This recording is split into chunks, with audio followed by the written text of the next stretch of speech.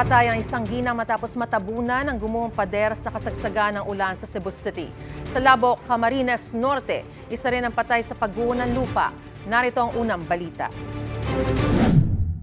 Hindi nakaligtas sa landslide ang isang lalaki sa Labo, Camarines Norte nang matabunan ng lupa ang kanilang bahay. Sugatan naman ang kanyang asawa na ginagamot na sa ospital. Umabot din ang gumuhong lupa sa Maharlika Highway.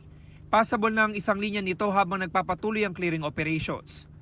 Sa bayan naman ng Ragay sa Camarines Sur, patay na matagpo ng isang lalaki matapos niyang mahulog mula sa tulay at tangay ng baha nitong Sabado. May dalawang iba pang nawawala sa bayan ng Cabusao na tinangay rin ng baha sa isang spillway. Base sa investigasyon, sinubukan ng dalawang senior citizen na tumawid doon habang sakay ng kanilang e-bike.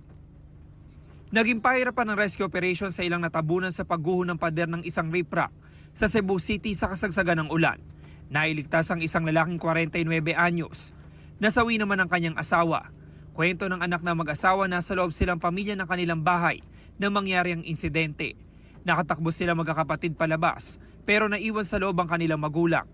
Matagal na raw inireklamo ng kanyang ina ang pader dahil sa bitak nito. Pinaimbestigahan na ito ng Cebu City LGU. Sasagutin naman ng lokal na pamahalaan ng gastusin ng pamilya ng nasawi. Ito ang unang balita.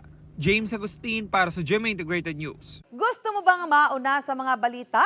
Mag-subscribe na sa GMA Integrated News sa YouTube at tumutok sa unang balita.